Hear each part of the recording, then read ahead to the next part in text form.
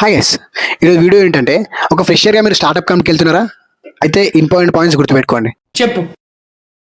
మీరు ఒకసారి స్టార్ట్అప్కి వెళ్ళే ముందు ఆ స్టార్ట్అప్ కంపెనీ అనేది రిజిస్టర్ అయిందా లేదా? ఎగ్జాంపుల్గా Arvind private limited or Sneha private limited అంటే ఎగ్జాంపుల్గా అది రిజిస్టర్ అయిందో లేదో చెక్ చేయండి. అండ్ నెక్స్ట్ మీరు జాయిన్ అయిన ముందు మీకు జాయినింగ్ లెటర్ ఉంటుంది. ఆ జాయినింగ్ లెటర్లో మీ యొక్క శాలరీ, మీ యొక్క రోల్ అండ్ కంపెనీ యొక్క స్టాంప్ ఉందో లేదో చూడండి. అండ్ ఇంకోటి ఏంటంటే మీరు కంపెనీ జాయిన్ అయిన తర్వాత మీకు పిఎఫ్స్ అండ్ ప్లే స్లిప్స్ ఇస్తున్నారో లేదో చూడండి. అవి కూడా ప్రొవైడ్ చేయకపోతే వేస్టే. కాబట్టి ఇవన్నీ మీకు ప్రొవైడ్ చేయకపోతే ఆ కంపెనీకి వెళ్ళకండి. ఒకవేళ వెళ్ళినా మీ టైం వేస్ట్. అండ్ ఒకవేళ ఇవి ప్రొవైడ్ చేయకుండా 1 year 2 years మీరు ఆ కంపెనీలో వర్క్ చేశారనుకో మీకు ఎక్స్పీరియన్స్ కూడా ఏమి ఉండదు గైస్. ఫర్దర్గా వేరే కంపెనీ స్విచ్ అవ్వాలన్నా కూడా మీకు ఆ ఎక్స్పీరియన్స్ వెళ్ళారు. ఎందుకంటే మీకు వేరే కంపెనీ స్విచ్ అవ్వాలంటే మీకు పిఎఫ్స్ ప్లే స్లిప్ చాలా ఇంపార్టెంట్.